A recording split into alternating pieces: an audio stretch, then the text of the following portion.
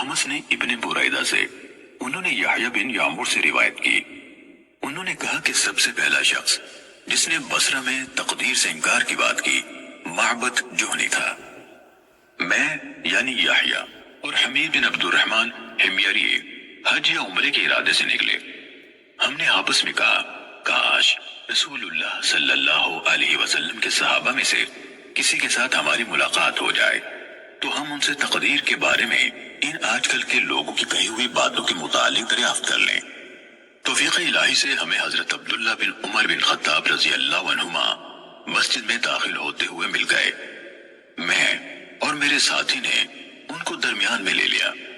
एक उनकी दाएं तरफ था और दूसरा उनकी बाएं तरफ। मुझे अंदाजा था कि मेरा साथी गुफ्तगू का मामला मेरे स्पुर्द करेगा। चुनाचे मैंने अर्ज की, ऐ अबू अब्दुर्रहमान, ये अब्दुल्ला बिन उमर रजी अल्लाह अन्हुमा की कुन्नियत है। वाकई ये है कि हमारी तरफ कुछ ऐसे लोग जाहिर हुए जो कुरान मजीद पढ़ते हैं और इल्म हासिल करते हैं, और उनके हालात बयान किए। उन लोगों का ख्याल है कि तकदीर कुछ नहीं, यानी हर काम नए सिरे से हो रहा है, यानी पहले से इस बारे में ना कुछ तय है ना अल्लाह को इसका इल्म है।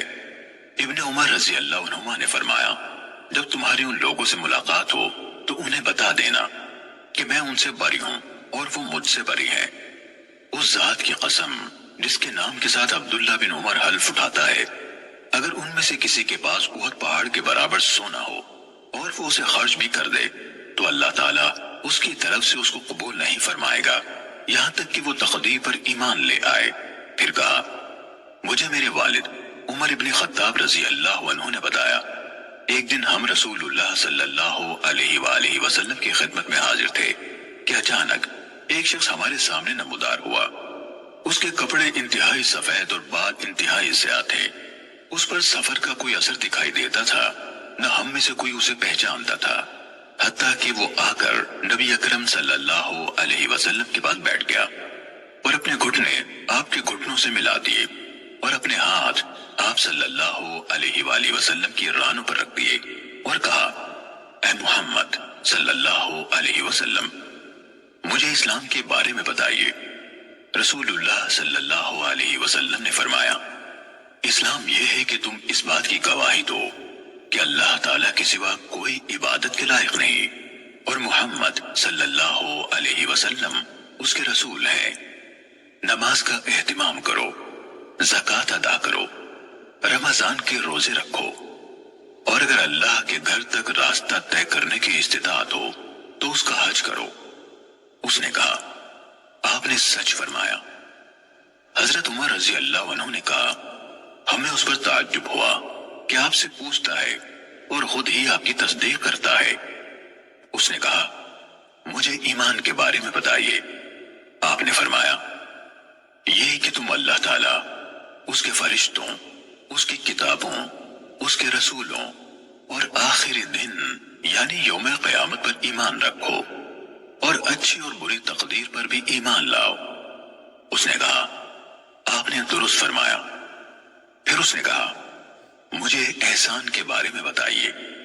आपने फरमाया, यह कि तुम अल्लाह ताला की इबादत इस तरह करो गोया तुम उसे देख रहे हो, और अगर तुम उसे नहीं देख रहे तो वो तुम्हें देख रहा है।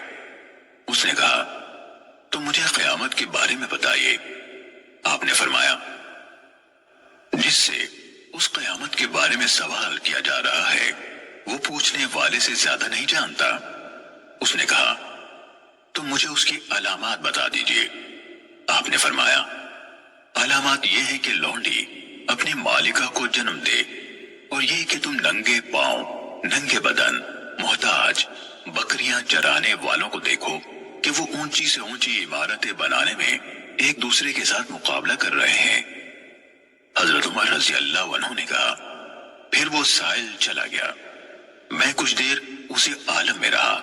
फिर आप सल्लल्लाहु अलैहि वसल्लम ने मुझसे कहा, ऐ उमर, तुम्हें मालूम है कि पूछने वाला कौन था? मैंने अर्ज की, अल्लाह और उसका रसूल ज्यादा आगाह है। आप सल्लल्लाहु अलैहि वसल्लम ने फरमाया, वो जिब्राइल थे, तुम्हारे पास आए थे, तुम्हें तुम्हारा दीन सिखा रहे थे। صحیح مسلم حدیث نمبر 93